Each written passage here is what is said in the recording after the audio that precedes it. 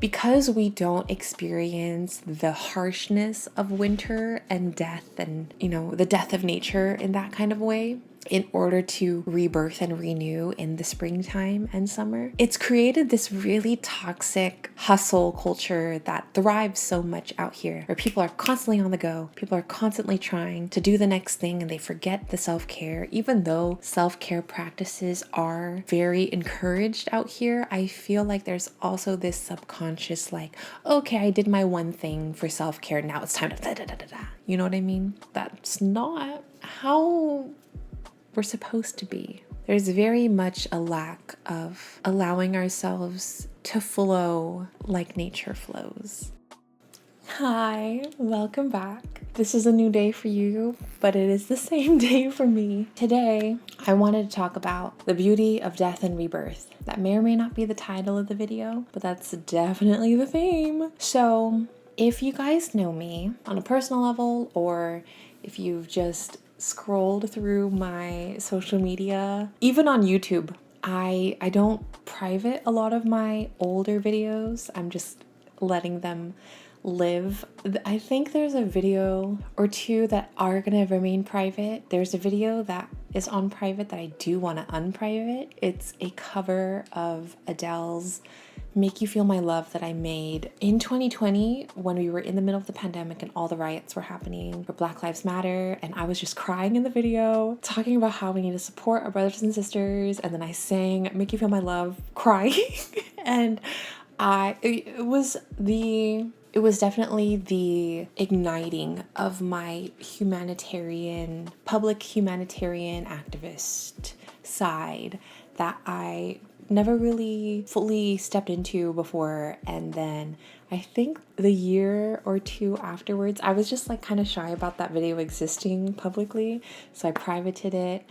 And then now I'm in a space again where, one, I want to redo that cover, but also I want to allow it to exist because it is such a honest representation of how I feel about how fucked up the world is sometimes. A reminder that music and art exists for a reason, to note the sign of the times and reflect on where we are, even if that song's not necessarily about being there to support those who are being discriminated against, but it's nonetheless a very beautiful message that I shared. Anyways, today I actually wanted to discuss the beauty of death and rebirth because I was going through my Google Photos. This feels so low. I was going through my Google Photos. Why was I going through that? I was going through it for some reason. I had come across so many old videos and pictures of myself when I just wasn't obviously in the mindset, emotional space, mental space, physical space that I am in now. It reminded me of how far I have come. Growth happens so fast and also so slowly and incrementally over time. In this year alone, in 2024 alone, I have grown exponentially. From 2024 to 2020, I have also grown so much. 2019 into the end of 2020, I have grown. That was like the beginning of me getting to where I am right now. Duh. But it was the start, like 2020, we were all home, not working really, unless you had a remote job. But for those of us who weren't working at all, kind of let us figure out how we wanted to live life. Middle of 2021, I went back to work, realized that I was kind of falling back into who I was pre-pandemic. End of 2022, lost that job. 2023, another version of 2020 and 2020, the beginning of 2021, and allowed myself to come back to that foundation that I had created, and then building on top of it even more into this year, where I also began to, okay, I've had my time being like a super free bird and not really caring about, not necessarily not caring about, but just allowing myself to reclaim what I was starting to compromise and give up because I thought that I needed to stay working for a company that I was working for so many years. Now that I'm in this chapter, this new chapter that's about to start, probably by the time you get to this video, it has officially started because my last day is next Thursday, right? This would be, yeah. You guys we're probably into September by the time that this video is out, if not about to start in September. I'm nervous, as one would be during a transitional period, but I'm so excited.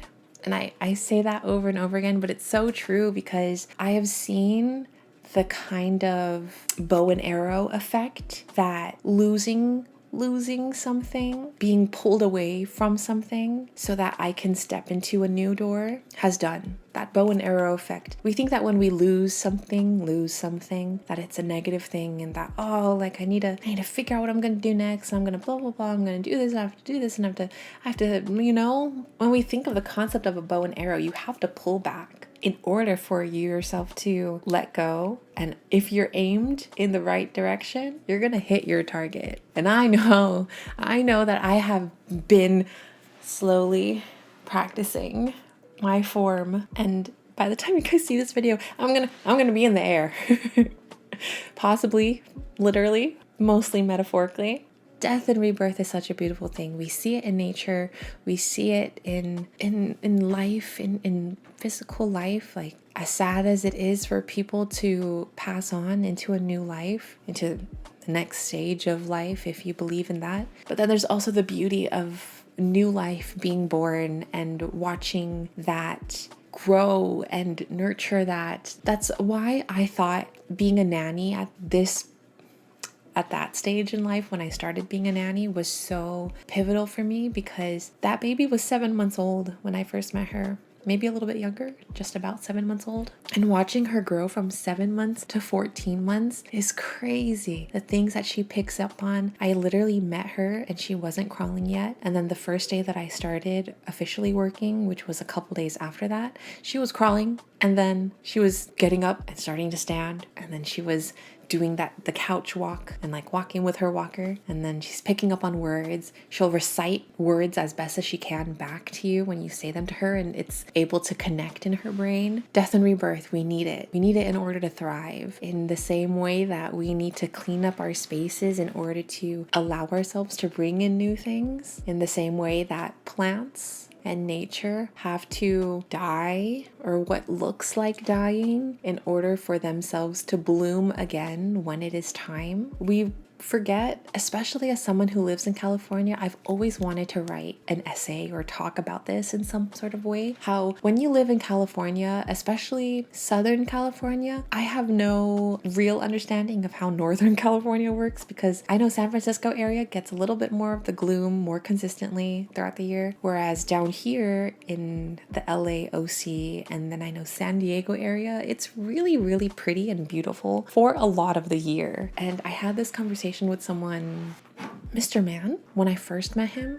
And one of the first times that I had met him, I was like, yeah, it's kind of weird living in LA because, or in this area of California, because it's so nice for pretty much the whole year. And then we complain when it's like 70 degrees, maybe a little bit under 70 degrees when it's winter and fall, and then the beginning of spring. In the grand scheme of things, it's really beautiful here a lot of the year. It's really beautiful here a lot of the year. Thought I said year twice or something. I personally feel, and this is probably something that a lot of people can agree on, is that because we don't experience the harshness of winter and death and, you know, the death of nature in that kind of way, in order to rebirth and renew in the springtime and summer, it's created this really toxic hustle culture that thrives so much out here, where people are constantly on the go. People are constantly trying to do the next thing, and they forget the self-care. Even though self-care practices are very encouraged out here, I feel like there's also this subconscious like, okay, I did my one thing for self-care, now it's time to da-da-da-da-da. You know what I mean? When, as people, especially as I read Women Who Run with the Wolves, that's not how we're supposed to be. there's very much a lack of allowing ourselves to flow like nature flows. I've found that in myself in previous chapters, especially in college. College was a lot for me. Trying to do everything and be everything, pretending like I'm able to balance and juggle all the things that I took on when I was struggling and suffering so much with a smile on my face. There was a period of time where I was kind of scared to smile low-key. I just couldn't do it anymore.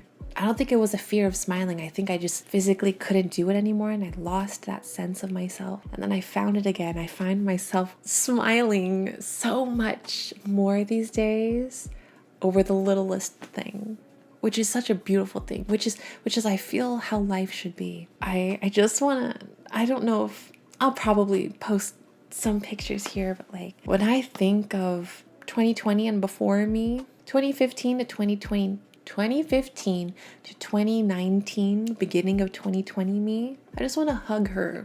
I want to hug her so tight and say, you don't have to do it all. You don't have to pretend like you're a superhero and that you're capable of doing everything, because at the end of that, 2019 Zoe, she did a couple of fucked up things. If I'm going to be real, I repent and I feel so remorseful for, but we also just have to do some fucked up things sometimes. And I wish that it didn't happen, but also at the same time, maybe I just wouldn't know better and I wouldn't have more clarity of oh, I was really in a fight or flight and was doing some kind of fucked up things in order to fight and try to fly. And I was just digging a deeper hole for myself. It was like trying to fly underwater. As much as we can have the debate on whether we're capable of flying underwater, birds can't fly underwater.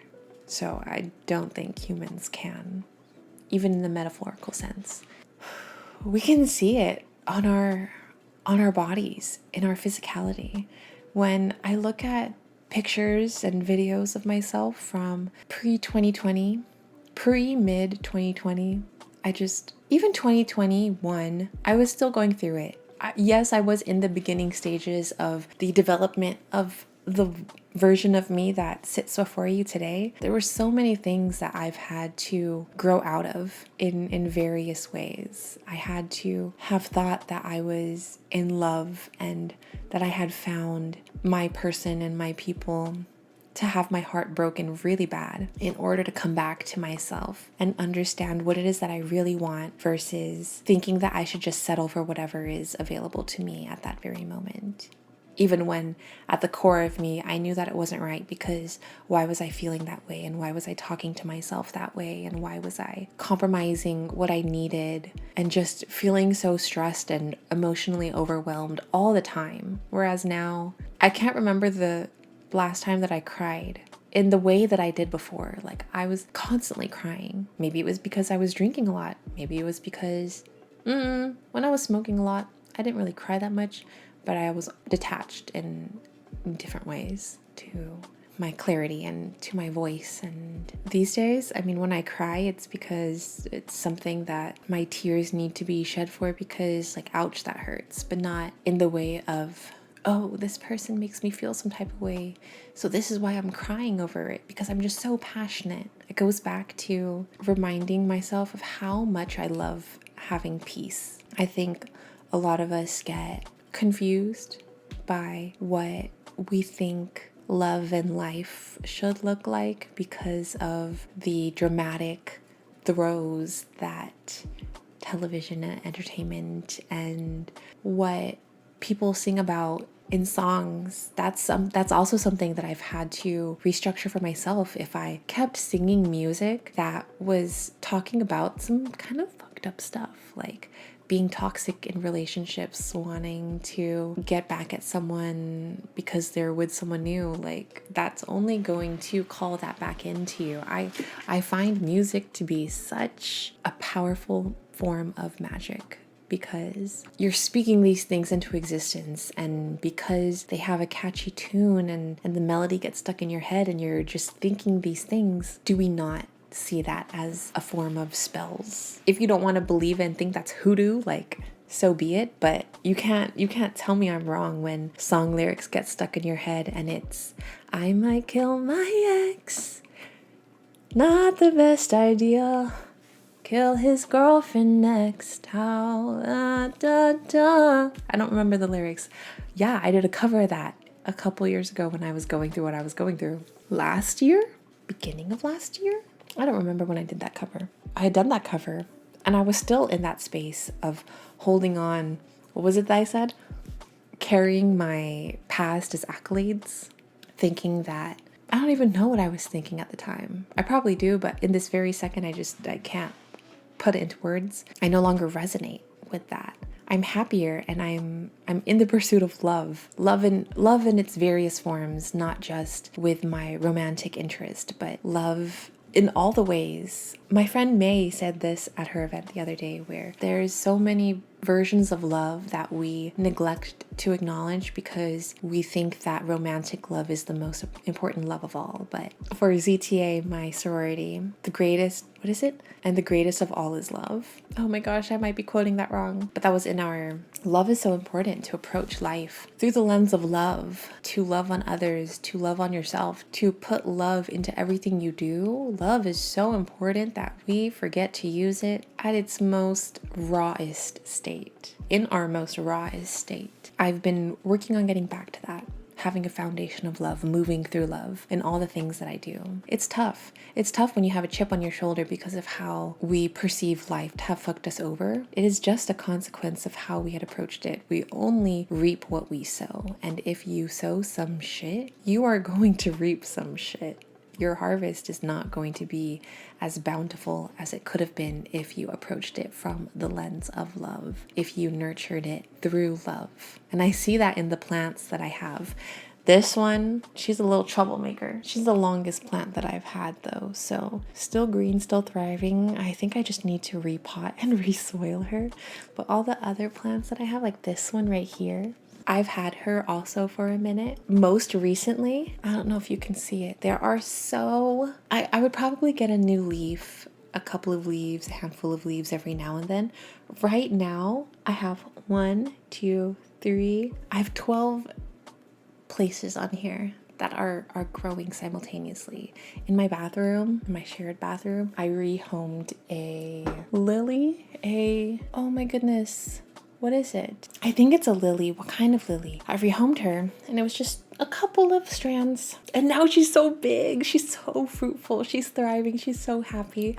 And from that same lady that I rehomed that plant from, it was dead because she had it inside. Then she brought it outside to take pictures and forgot it outside. And she was moving to a different state. So there was a lot going on for her. And so it kind of died and withered, but there was still a good amount of stems and roots that were there and thriving. And so I was just like, okay, I'm gonna rehome her and I'm gonna hope for the best that she's gonna come back to life. And after giving her some sun water and allowing her to just do her thing, she is growing and she's doing her thing. And it is such a beautiful reminder of how we can appear to be dead and withered and unable to persevere and bounce back. But even the littlest glimmer of life can be nurtured and we can bloom into whoever it is that you want to be. Transformation at its highest form. I want to encourage you guys to give yourself a chance, that you don't have to settle for a life that you don't want to live, even though it's something that you're comfortable in, that you've been doing for so long, and you're scared where it's going to take you if you decide, I'm going to start from zero.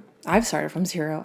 I've been forced to start from zero so many times, but also at the same time, when you've come so far, you're also not technically starting from zero. You're just rebranching. That is such an exciting thing to do because you have so many lessons that you've learned. Don't neglect them now. Take all the lessons that you've learned and reflect, okay, all of this happened for a reason. How do I apply it to where I am right now? What parts of my journey are the most important, that they're the tools that I need in order to reap the new harvest of the seeds that I planted so long ago and just forgot. But honestly, that's when you see the most growth, is when you plant a seed and you walk away and you let her do her thing. What is it? A tree doesn't grow over by night. A seed doesn't sprout overnight. A seed doesn't turn into a tree overnight. Something like that. You don't see something happen in an instant. It happens over time. It happens with love. It happens with patience. It happens with nurturing. And it happens with trust. If you planted something and you keep digging in, you're like, hey, are you doing your thing yet? No? Okay. It's not gonna do anything. Same thing I learned with sourdough. I'm in my sourdough baking era. You have to be patient with the whole process from top to bottom in allowing the flour and the water to glutenise or whatever and turn into something else. And then you add your starter in, fold that up, and then you allow that to sit, and then you stretch and fold again, allow that to sit, do that a couple times. And then you let it completely sit and not touch it or do anything. It doubles in size. Then you fold it, form it into its thing, and turns into a loaf. But you let that sit. You preheat the oven. You let your Dutch oven warm up in there too. And when that's ready and when the dough has been sitting, again, put that in, cover it up, put it in the oven, let that sit. Don't open it. You don't open it. But you take it out. Or you go take it out. You take the lid off and you leave it in there without the lid so that it gets like a nice golden crust. And then after another 20 minutes, sorry, I'm not even giving time. 30 minutes? This isn't even supposed to be a sourdough recipe. It's supposed to be a metaphor. You let it open. If you want my sourdough recipe, I'll link you in the bottom. And you'll crack it open so that the moisture leaves and then the crust gets even like crispier. And then finally you take it out. But you can't open it yet, so you let it sit. And then after an hour or so, maybe some more time if you want to let it rest some more, you can finally crack into it and enjoy your fresh sourdough bread made by yourself with a lot of patience, time, and love. And then take that metaphor and you put it into yourself. Moral of the story is that we just have to be patient. We just have to allow ourselves to go through death and rebirth cycles as many times as we need to until we get to a space where we're happy. And even then, even when you've cycled through your deaths and rebirths as many times as you think you need to, it's gonna happen again. As much as I'm happy in this present state, I am less than 6 months away from being 28. Around 28, 29, I'm gonna be beginning my Saturn return really soon. And my hold on tight for my lock screen, it's all of my music covers or vision boards, and the one for hold on tight came on, and I have long hair and I just look so different. What was I saying? This is what happens when you allow yourself to get caught up in distractions and tangents, but I know that served a purpose. Oh shoot, I really did forget what I was saying. That's not good. I'm gonna check. Okay, I got it. I was talking about my Saturn return that I'm going to be embarking on soon. And so maybe it starts at 28. Future Zoe, confirm here whether or not. It makes so much sense that this is how I'm beginning into this transitory, what's the word? Also confirm here, state in my life, because it's about time. It's about time that I really started taking myself seriously and that I allowed other people to see me really step into the gifts that I've always had, that have always been here and brewing, that a lot of people in my life have been waiting for and that I've been waiting for, but have always held myself back from. But we go back to having to go through these cycles of death and rebirth in order to chip away at all the things that held us back from doing exactly what it is that we're supposed to be doing. And it takes time. I had this conversation the other day, how everyone, this is common knowledge, like everyone's dealt different cards. And for the people who have to really persevere through some crazy stuff really early on, they have a bit of a head start because they have that momentum, they have that fire, they have that drive. But for some people who kind of come from, we went through some things, but then life served you something really good, and you kind of have something good going on, and there's just a little bit of this illusion that you have to break out of the matrix, essentially. For me, that's kind of where I see myself. I went through some really crazy things in the beginning, but not too crazy, but crazy enough, and it lingered in the back of the subconscious. And then over time, it just kept piling on. And I was just like, hello, what is happening? Until finally I took charge of my life and began chipping away. And the more you become aware of the things that you don't necessarily like, the more it's difficult to hide from them. Awareness, what is it? Awareness is the thief of joy or something like that. I can't remember the exact quote. But while it may be the thief of joy, ignorance is not bliss. And every day that I find myself closer and closer to fully embodying the person and the woman and the artist and the creative that I want to be, that I have always known I am meant to be, the more I stand firm in the fact that I would never have it any other way. That I don't wish to not know what it is that I know now. I would not rather be a previous version of me, whether it's pre-2020 Zoe or whether it's pre-2024 August 2024 Zoe. I would not have life in any past iteration, because if I was supposed to be that person, I would still be there, or they would be here. That for a fact is not what it is, so why would I want something when it was either gently or forcefully pushed out of my life for a reason? We have to learn to accept when to let go, when to thank things for their time, and when to move on. It's tough. It's okay that it's tough. It's not supposed to be easy. I've said this before. If things were meant to be easy, we'd never learn. We'd never grow. We'd never become stronger. I find that in myself, the more I stretch and take either dance classes or do Pilates at home on the mat, and the more I do things that make me break a sweat or challenge myself physically or mentally, I come out the other end feeling so much better, feeling so much stronger, feeling proud of myself that I pushed through no matter how difficult it was, no matter how many times I lost my balance, thought I wasn't going to make it, was hoping in the process, when is it going to be over? But I still stayed and I still followed through to the end. And then when the end came, I went, you know what? It wasn't that bad. I really thought that I wasn't gonna make it. But here I am, finished, accomplished, ready to take on more. And it takes a while to get there, where you crave the challenge and you crave the discomfort that comes with doing something that's not in your safety zone. But with care, with consistency, and with compassion for yourself, I promise that you are going to be so glad that you started to put in the work. One step, one baby step daily is all I ever say you need to do. What is it? The 1% every day that's going to push you forward closer to your future self, or to the person, 1% closer to your highest self, something like that. I think Kobe also mentioned this. We're working 1% more every day. In 100 days, you're going to hit 100% if you do 1% more than the day before. You know what I mean? And that's starting from 0. Imagine if you're already starting from 50, you're starting from 75, you're starting from 80. Woo!